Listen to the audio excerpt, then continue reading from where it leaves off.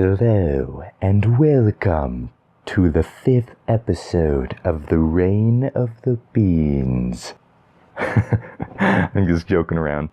Hey everyone, welcome to the 5th episode of Spilling the Beans. Okay, I gotta say why I did that intro so weird. In the Book of Mormon, if anyone listening to this is not familiar with it, there's something that they have consistently through the book called the reign of the judges.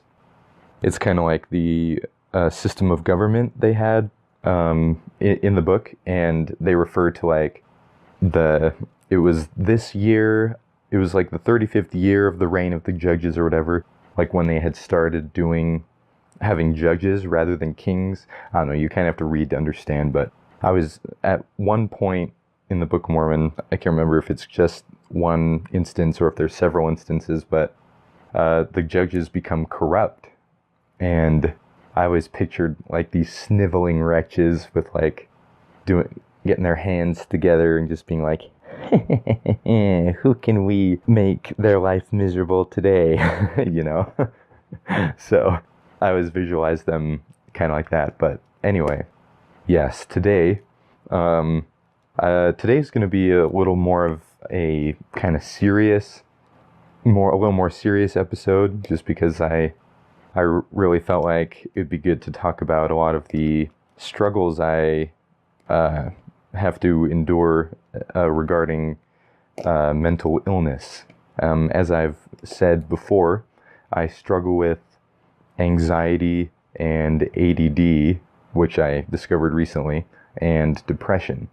And I just like to spend some time talking about each of those things and kind of what it's like, because I know many people in the world they don't really quite understand. And and if you haven't felt it, it is hard to understand, I would imagine.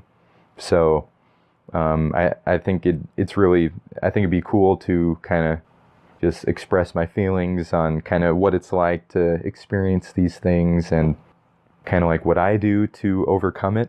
And hopefully that can be of some help to people that listen to this. So if you know anyone that struggles with any mental illness like anxiety, ADD, depression, or if they're just having a hard time and they just need to listen to someone that also struggles, feel free to share this with them. As of right now, when I'm recording right now, I have published my podcast, so people can listen to it now, and I have a Facebook page about it and everything.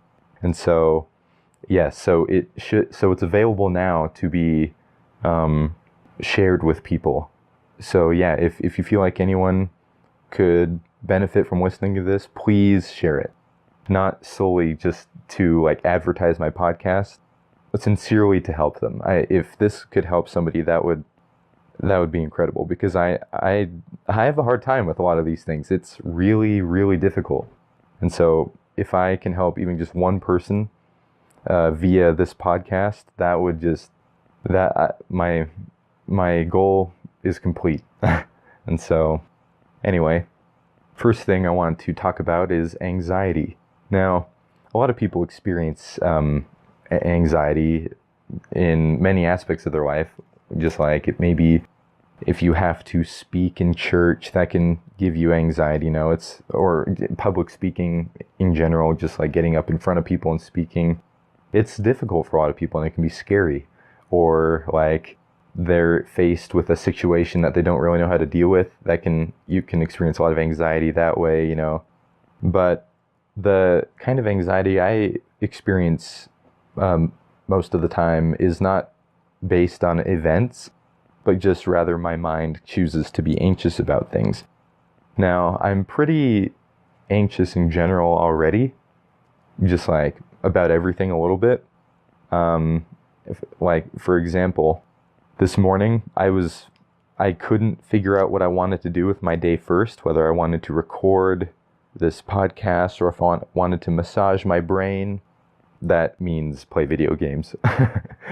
Because that's really all it is massaging your brain, let's be honest. But or, you know, just like if I wanted to do other things. Like I was really stressed about that. And what I should have just done is just pick something rather than just like stress about it, you know. But that's just how my mind works. Is I was stressing out about what I was going to do, not even like how I was going to do things, but like I couldn't decide what to do when all I had to do was pick one. And like I remember the other day I was at work, and I work a little later than the other custodians. So when they all leave, it's mostly just like me and my boss, but my boss is usually out doing something somewhere else.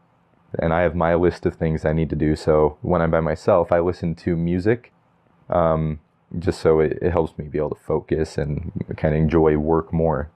But I was so stressed out because I could not decide what music to listen to, just because I was thinking in my head like, oh man, I haven't listened to this playlist in a while, but I haven't listened to this one either. Like, which one should I pick? And if I don't listen to this one, will I not listen to it and then not enjoy it anymore? And like, just super dumb reasons to be stressed out. And I was so anxious. I was so stressed because I could not decide what to listen to. And even when I'm about to record an episode, it can be hard because usually my family, because I just record these in my room, you know, I don't have a fancy recording studio or anything. So, you know, I ask my family to be relatively quiet as they're, you know, doing stuff around the house, so that doesn't translate into sound that is picked up by the microphone. But I know they can probably hear what I'm talking about out there, because I mean, I don't have a sound canceling door to my room. So they could listen in if they want. I mean, if they really wanted to, they could be right outside my door right now, just listening to me. And, you know, and this is kind of a new thing for me. I'm not used to them just like listening to me speak. And so it's like, it's kind of nerve wracking. You know, it's just, I don't know, we have kind of a more reserved family. So we don't, I don't know, just like things like that, we're not really used to in those. So that was giving me a lot of anxiety. Like, even starting this podcast, I was so nervous just because I was thinking like, well, what if, like, you know, people don't like it? Or what if, like, something doesn't work? You know, what if like, I've been doing all this, like, stuff on Facebook, talking about it, but I end up not wanting to do it and I don't do it, just, like, stressing about all these things, when all I got to do is just, I just got to release my podcast, which I've done that. I've gotten over that hurdle. And I enjoy doing this. I really do. So most of these anxious thoughts are they're just completely irrational. And it's just like it's so bizarre, and it's hard to recognize that these thoughts are irrational. Just because I don't know.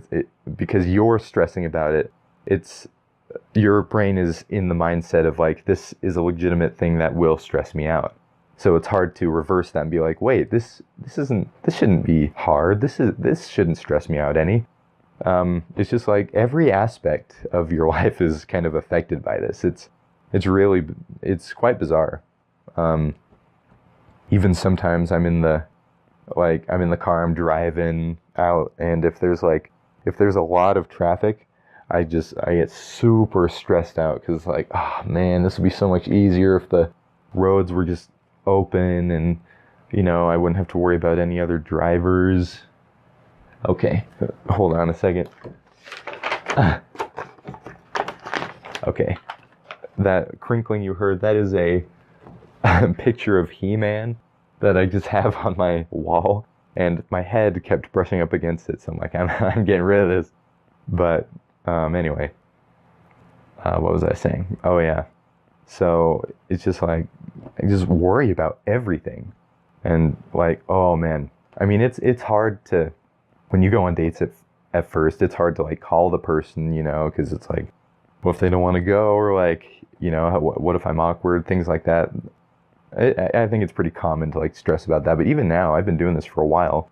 Even if I know the person and I know they won't like say no, or that even if they're like dating somebody, they're not going to be weird about it. You know, they're just be like, you know, I'm I'm dating somebody right now, so going on a date with you is not really something I'm interested in or something like that. It's really stressful. I don't know. And I don't know, I feel kind of dumb saying this stuff. Even now, I'm stressing about that.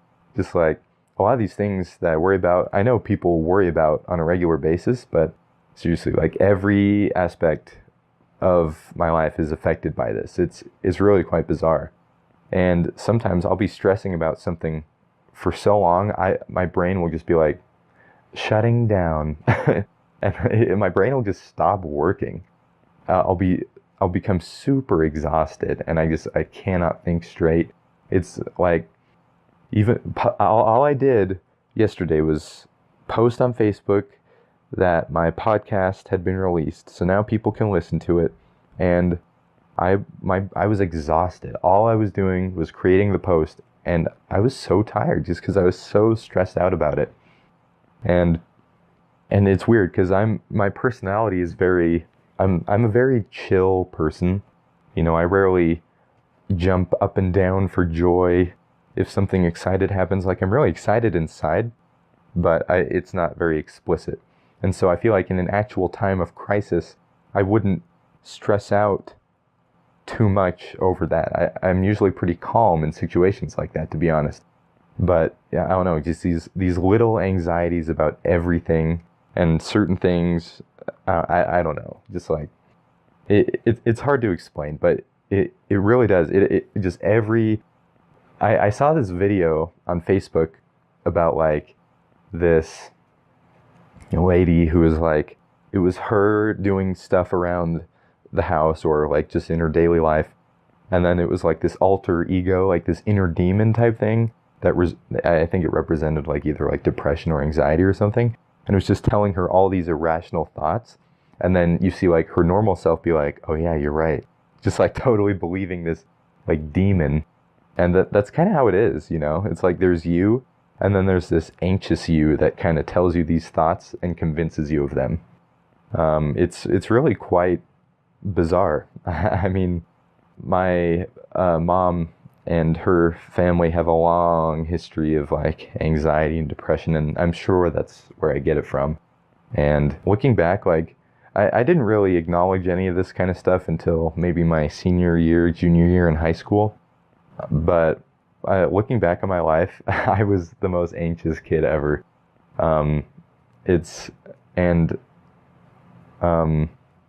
Something I realized is, so throughout my life, I've played a lot of video games. And I know there were times in my life where I was sincerely addicted to video games. I could not stop thinking about them. Like, that's all I would talk about. You just ask my parents, they'll tell you.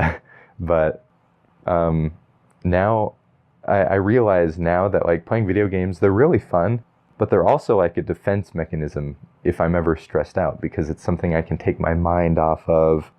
You know, I don't have to think too hard most of the time. I'm just playing with something I enjoy, takes my mind off of it. It's like a sanctuary. I find sanctuary when I play video games. And it's also comforting to me that I haven't been entirely addicted to video games my whole life. It's just been something I can do to relieve stress, to kind of relax. And I don't know, it's so fascinating to me.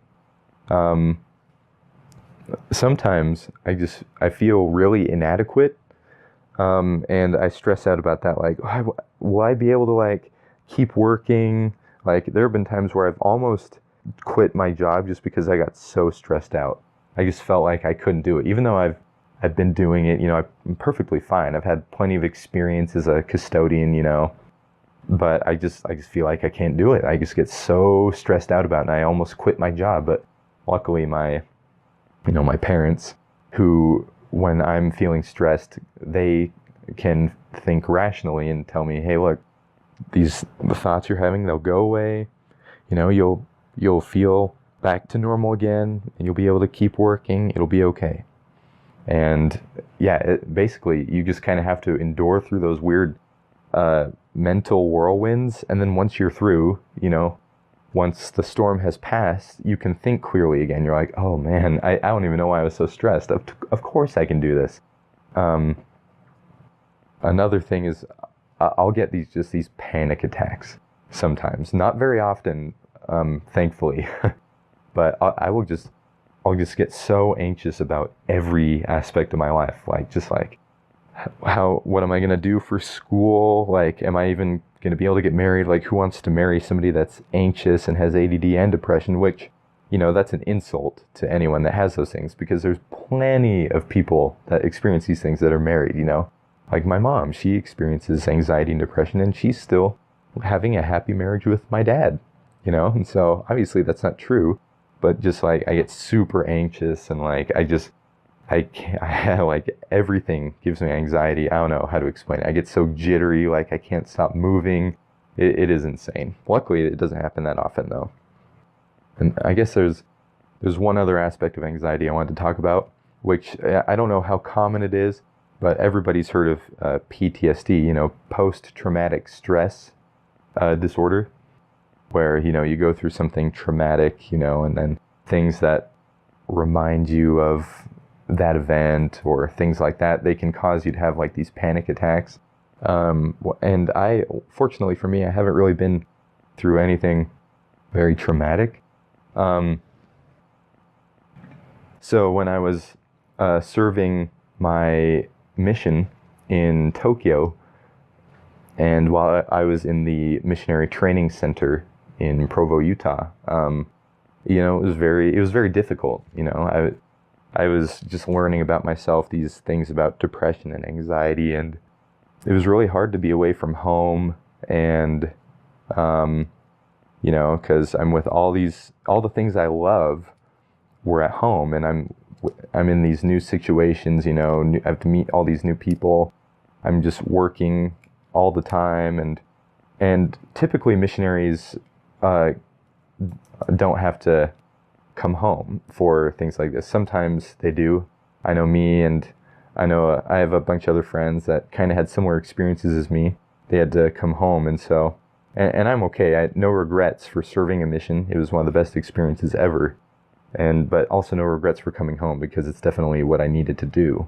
And side note, there's nothing wrong with coming home from a mission, like a mission early. Because like if you have health problems that need to be taken care of, like that's all right, like you need to be okay, because if you're not okay, you're not even going to be able to serve a mission, you won't be effective. You need to take care of yourself, and then once you've done that, then you can start serving other people, whether it's the mission or what you're doing after having come home. There's no shame in coming home for reasons like that. Now, I mean, you can come home because there were some things you didn't clear up as far as maybe like your behavior, like past sins and things. That's a little different. That's a little on you, because that was your responsibility to fix that. But yeah, health related things, go home, get yourself fixed. If you feel like you should return to the field, that's fine. If you feel like you should stay home, that's equally fine, anyway, so my mission was a really good experience. But there are certain smells that will this really big sense of anxiety will just overcome me for certain smells. There's a couple I can list. The smell of the soap that they have at BYU, that will give me a lot of anxiety just instantly. Is so bizarre, because the missionary training center is run by, well, I mean, it's right next to Brigham Young University, and so like I'm sure they use the same soap, like same buildings, same, the food's catered by BYU dining services, things like that. So the soap they used in the MTC is the same soap they use in BYU. And so I did a semester at BYU last fall, and I remember I went to the bathroom once, I smelled the soap, and I instantly knew that it smelled exactly like the soap in the MTC, and I just had this panic attack. It was so insane. And it's not like my mission was a traumatic experience, but it just filled me with these feelings of like being feeling alone because like I'm away from my family and friends, and like doing all this stuff, it was a really hard experience and just filled my mind with those memories, and it was just really hard.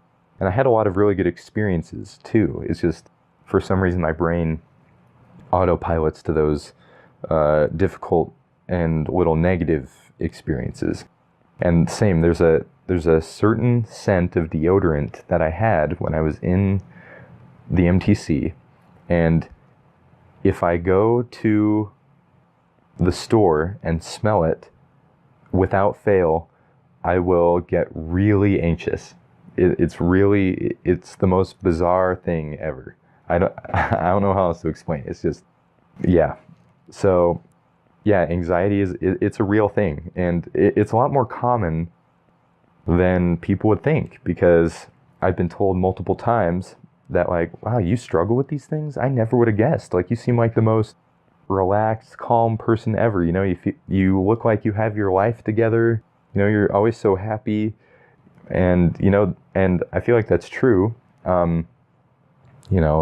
Externally I might appear that way, but that's the problem with mental illness is that it's all internal, and it doesn't always translate into an external indicator. And I've really come to understand that now. And so, yeah, like I was talking with one of my friends recently, and she was like, I never would have guessed you experience these things, just because you seem so nice and friendly and happy. And that just goes to show you never know what people are going through. And so, which is why you should really treat everybody with respect and kindness, because you never know what little thing you might say that's negative will affect them poorly.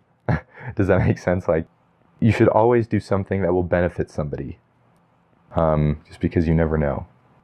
But anyway, so that's probably good for anxiety. Hopefully that's helped anyone that struggles with that. Oh, I guess I better talk about how I can get through that. With anxiety, usually I'll have a lot of things that are on my mind, and I won't really know how to handle them.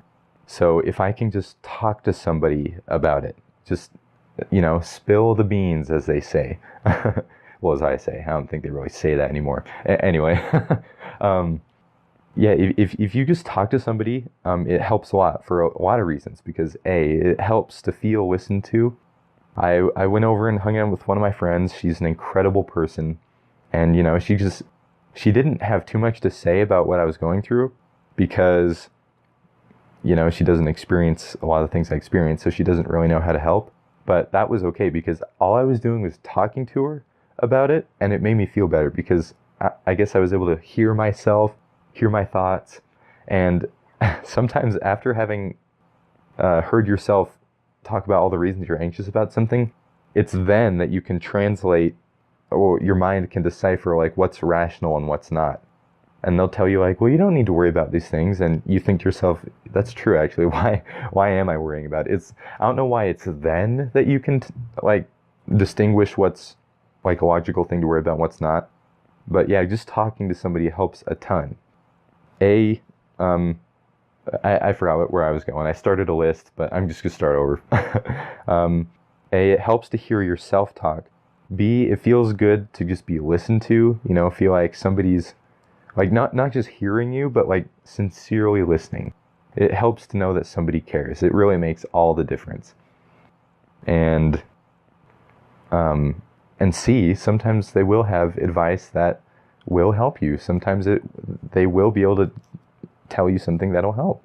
They'll just be able to say, hey, look, if you're stressed about going to this place, I can go with you if you want, or just even things like that. So, and honestly, sometimes I'm so anxious, I just don't know what to do with myself. So if I can just cling on, even if it's with just my pinky, to the hope that, I will feel better, and that if I just wait long enough, I'll be able to get through this, I'll be able to feel better, then that helps a ton. And it's true, things will get better. It will improve.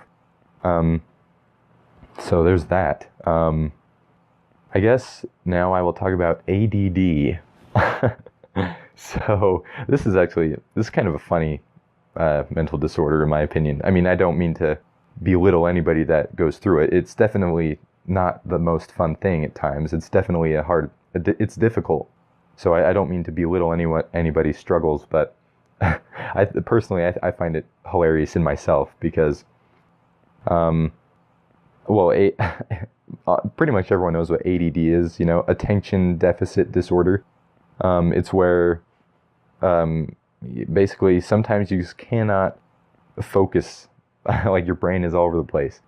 And so I discovered I have ADD this past February. It's the beginning of August now, 2018. But I don't know why it was this past February that we finally discovered that I have ADD. I mean, looking back on my life, I'm just like, well, that actually explains a lot. And both my parents are like, yeah, we don't know how we missed that one. Because it's so obvious now. Because somebody will be talking to me, but maybe my mind will be occupied on something else, or, I'm not interested in what they're saying, even though I ask them a question. It's so weird. And my mom, this happens to me and my mom all the time. My mom will tell me to do something, and I'll be kind of like, okay, but really I won't be listening at all. So I'll just be like, okay, I'm sorry, Mom, you have to repeat what you just said again, because I was not paying attention. And even when you try super hard to focus or to listen or do or whatever, sometimes you just can't. Like, and there's you have no control over it. It is so bizarre. Just like, unless it's something that you're legitimately interested in, and I don't know how your brain decides this, but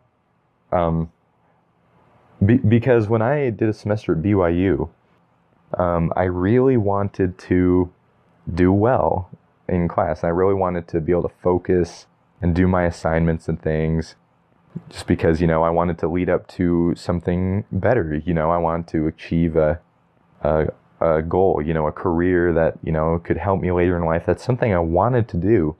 But in my classes, I could not focus to save my life. I could not get myself to do the assignments. There were all these papers I had to write, little homework sheets I had to do.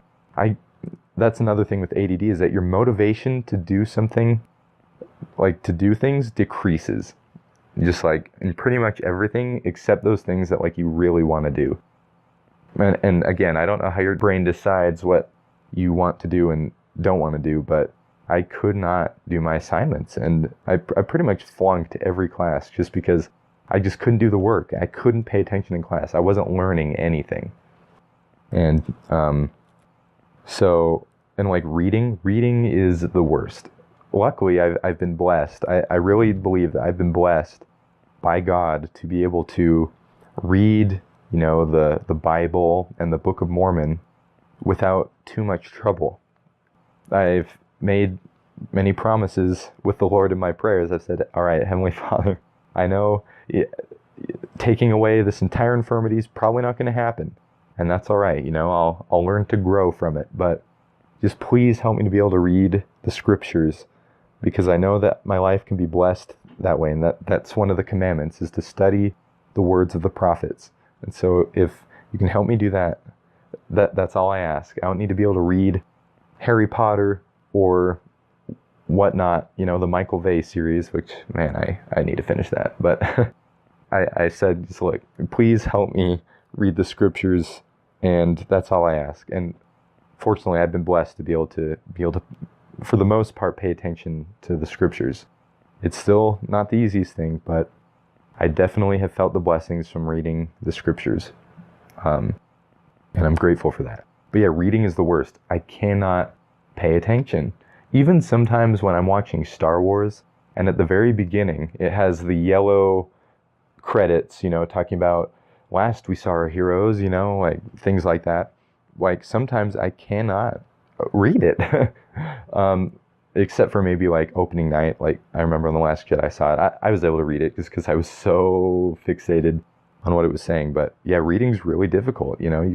I find myself just like reading the same thing like 3 times without having turned a page and not getting any information of it. It's like I'm reading words. The word goes in one eyeball and out the other. It doesn't even go through my brain. It doesn't process it. It just, I read it and then just, bzz, it's gone.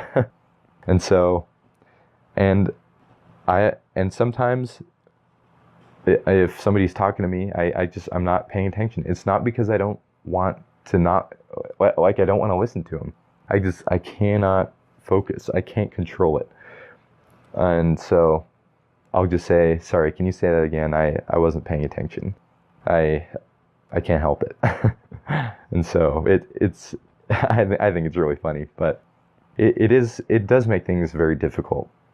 And I'll explain why in a little bit, but there's that. And I don't mean to belittle anybody that has ADD for not spending as much time on it. It's just not something that affects me as much as maybe anxiety or depression. Like anybody that has any of these struggles, that's what it is. It's a struggle, you know. Like they can be blessings because, you know, you see things from different perspectives, and, you know, you can definitely learn a lot from these mental illnesses, but, you know, they're still hard, you know. Just because you're blessed from it doesn't mean it's not hard. So I guess the last one I want to talk about, it's probably the one that affects me the most, and that would be depression. Now none of all these things, they've affected me throughout my life, but they've really affected me since since my senior year in high school. I've really noticed these things have made a significant impact in like who I am, in my personality, like how I view the world. Like they've really impacted me since then. And luckily I've learned a lot, so I know kind of how to deal with these things. But depression, for me, it's definitely the hardest one to experience, because I'll just get these waves of like, I will just feel completely worthless and useless. Just like, I feel like everything is just hopeless. I feel like, you know, everything is just miserable. Things won't improve. I feel like I've never felt happy, and that I never will, ever. I feel like I've always just been in this perpetual state of misery, which it's not true. It's certainly not true. Like right now I feel pretty on top of the world. And because fortunately I'm not in one of those waves of depression or anxiety or anything. I feel pretty great right now. And honestly, I think just talking about how it is going through these things makes me feel a lot better as well. But I feel pretty great right now. But like last night, that's a perfect example of, I just felt really, really depressed, you know. It's when I get really depressed, I just feel, I get really irate. I get annoyed very easily, you know. I can't think rationally. I don't treat people as well as I should. I wasn't treating my sister very well yesterday, and they all know I experience these things, but still, it wasn't good. And, you know, and it was like 8:45 last night, 8:45 p.m. And, you know, I nothing was making me feel better, you know. I was playing video games, but I wasn't feeling any sense of euphoria from it at all. And, you know, and all of a sudden music just sounds really bland and dull. Like I don't enjoy it. Like nothing was making me happy, you know. And so I went to bed early just because I was tired. I went to bed at like 9 o'clock, or I tried to sleep at 9 o'clock because I didn't want to be awake anymore. You know, it's like, I'm done with this, you know, I'm just going to bed. And so I went to bed super early. And I mean, I don't really know when I fell asleep, maybe like 10 or so, but I was done feeling this way. So I went to sleep, not because I would be asleep, but because I wouldn't be awake, you know. And it's so difficult. And this past week, for some reason, I've had a lot of those moments. Seriously, it is just so random for me, at least. I've tried to like record those really hard moments. They're so random, so just spontaneous. And sometimes I'll go months without having a severe depressive episodes. Like this past week, I've had like 3 Like I don't know. That's a problem. It's random. You can't anticipate it. And well, you kind of can anticipate it because at least for me, because I know I can feel in my head when my brain is about to go into depression mode. I don't know how to describe the feeling, but I just know it's about to get rough. And so I really got to warn my family, like, oh no, my brain is about to go crazy, just so you know. So if there's just this mean guy in our house, it's not me, it's this depressed guy that thinks he's me. And so, and it's so crazy because it really does affect your personality. It's like you're another person. Because I'm a fairly optimistic person, you know. I know I'm friendly and people told me I'm fun to be around. Like, I know those things. But depression, it makes you a different person, you know. You don't want to look anybody in the eyes. You're just like really tired and exhausted. You get annoyed really easily. You know, you lash out. It's not you. But it's bad. I really hate it. I would rather have no limbs than have depression. And I don't mean to belittle anybody. Again, I don't want to offend anyone that has struggles with like missing limbs or like any other physical thing. I'm just saying, like, that's my perspective, is I would totally trade, you know. I'd rather be restricted to a wheelchair than have to experience these mental things. And yeah, like I was saying, sometimes being alive, it really does feel like a chore. And that's why a lot of people that have severe depression, that's why sometimes they commit suicide, because they feel like things just won't improve. And you know, it's just, I feel, and I know exactly how they feel. Like, it's the worst thing. You feel like things won't improve, things won't get any better, but things will. That's the thing, is you just need to get over that hump, and you'll be able to see the sun again. You'll be able to see the light, you know? There's a great quote from The Last Jedi, you know? I don't care what you guys think about The Last Jedi, whether you liked it or not. There are objectively many, many good inspirational quotes from that movie. And one of them is, you know, some characters were talking, and Princess Leia was known for saying, if you only believe in the sun when you can see it, you'll never get through the night. And that totally applies. And it's hard to believe when you're in that night of depression. You know, you feel like things won't get better, but you just need to hold on. Even if it's with, you know, even if it's just with one hand, you just got to grasp that rod of hope and just hold on. You know, the winds, they're going to blow, but you can hold on. We're strong enough to do it. It's hard. It's really difficult. Sometimes I feel like I can't do it, but I know I can. Like, deep down, I know I can get through it. I know anyone can get through it. And, you know, I wish in society, suicide wasn't treated as like a, you know, it's like, oh, now they're free. While that may be true, suicide is a horrible thing, and it should not be encouraged ever. You know, now, I'm not saying that everybody that's committed suicide is a coward. I'm not saying that, because it really is hard, and you feel like maybe it's the only way to escape.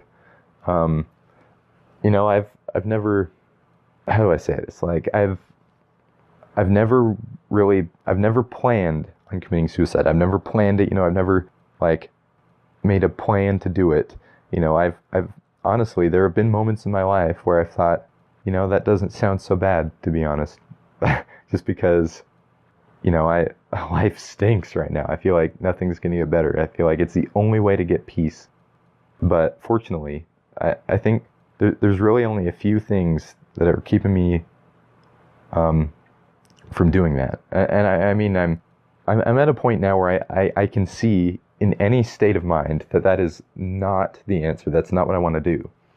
But the things that have definitely kept me from doing that are my religion. You know, I believe that, you know, all these experiences on earth, they're for a reason. They're so that they can improve my experience here on earth, and that I can also benefit in the next life. You know, I can benefit when I'm in heaven. And And two, there's a lot of things that I haven't accomplished in this life that I still need to do, like get married, have children.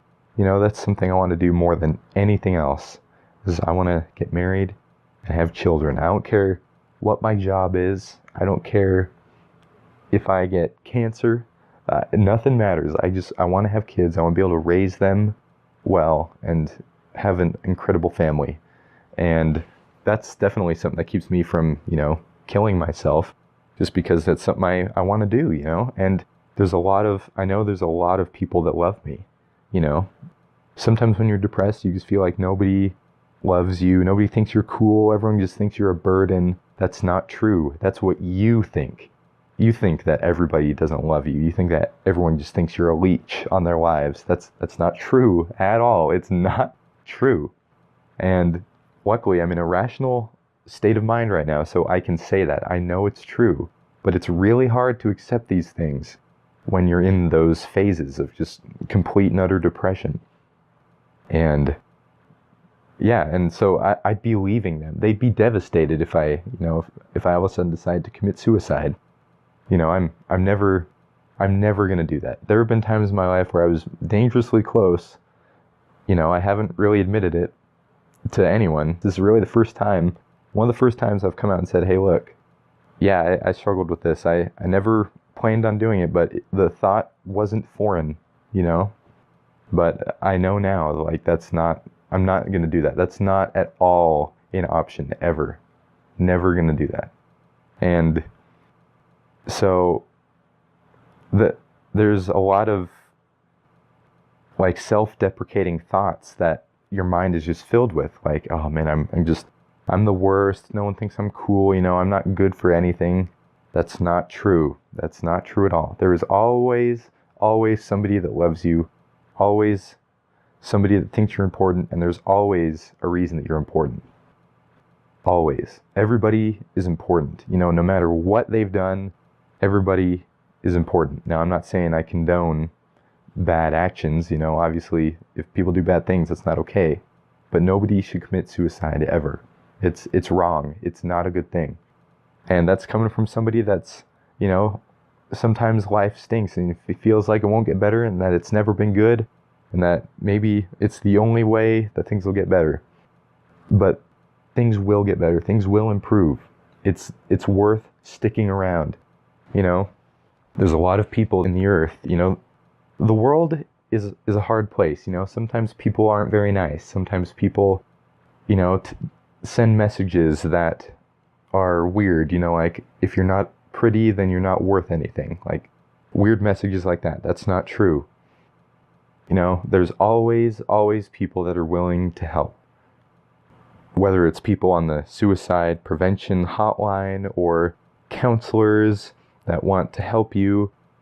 I know that there are so many members of the LDS Church around the world that want to help people. Luckily, my family and I, we moved to American Fork from Kearns, Utah. Now we're in American Fork, Utah, and I've met so many people through my time living here that they've just helped me. They know my struggles. They don't understand really what I feel. Most of them don't. But, they're willing to sit there and just listen. They just tell me that they care about me and they love me. And that makes all the difference. There's nothing, when you're in those states, there's really not much you can do to help. What helps a ton is what other people can do for you. Now, I'm not saying you shouldn't do your best to help yourself. You should. But, there are people willing to help. People that want to help you, that want to care about you and love you. Always. Now, fortunately, like I said, I've been blessed with a lot of people in my hometown that are willing to help. I have a lot of friends that I know they care about me and they want me to do well. I can turn to a lot of people if I need to. But sometimes when we're in these states of high depression, we don't want to see anybody. We feel like we'd just be bothering them. That's legitimately one of the thoughts I have sometimes, is when I'm in those moods, is I don't want to bother anyone. And so it's up to those of us that experience these mental illnesses to be able to decipher what to do and be able to do it. It's going to be hard, but we need to be able to be proactive and go get help. And it's up to those that, don't have these illnesses, that don't understand, to be able to recognize the signs. It really, I think they should make an entire class that's required in school about like mental illness awareness. I know there's like health class where you learn about that a little bit, or like psychology, but they really should teach that class. It's really important, especially to me, because I experience these things, just so that people are aware of the signs, and everybody should just treat everybody well, ask, hey, is there anything I can do for you? Even if it's just like saying, hey, you're awesome. I really like this thing about you, a genuine compliment.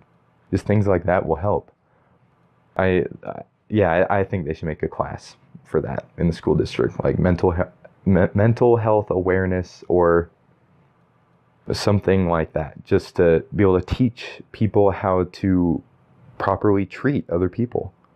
And so, depression it's easily my least favorite of those three things that I experience.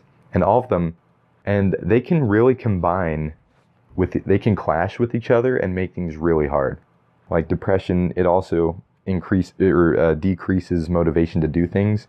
Combined with ADD, it sometimes I am not willing to do anything, even if I know it's important. And it's so difficult. And like anxiety and depression, it is the worst thing. Just like I'm not trying to like play the victim here, but if things aren't okay, there's nothing wrong with saying things aren't okay, Like if people ask how you're doing and you're legitimately not doing well, you're not doing yourself or them a favor by saying that you are doing well. You tell them that you're not doing well. Chances are they're willing to help you. I mean, you shouldn't be walking down the street and someone's like, hey, how are you? And you don't even know them. Don't be like, I'm doing horribly. You shouldn't do that. But if someone asks you if you're doing well and you're not, don't tell them that you are. Don't lie. Tell them you're not. Chances are they'll want to help, and chances are they'll be able to. So we that struggle with these things, we need to allow ourselves to be helped. It's difficult for sure. The bottom line is, like, all these things, sometimes they're just the worst, I know there's a lot of other mental illnesses. Like I know I have an aunt who struggles with, I can't remember what it's called. I think borderline personality disorder, I think.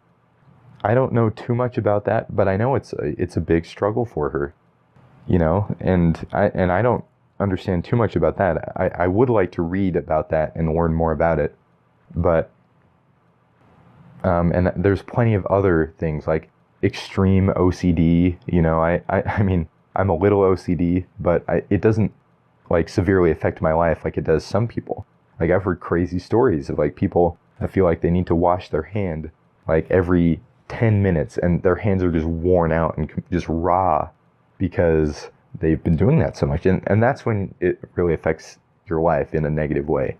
And like there's so many other mental disorders that I haven't listed, but bottom line is these things, it's just like another illness. There's this weird, I don't know if there's like a stigma, but there's a weird sense of like shame and guilt sometimes in having one of these mental illnesses. It's not always easy to talk about them. You just feel like, well, am I like defective? Am I like a mutant? Am I like just a bug in the system?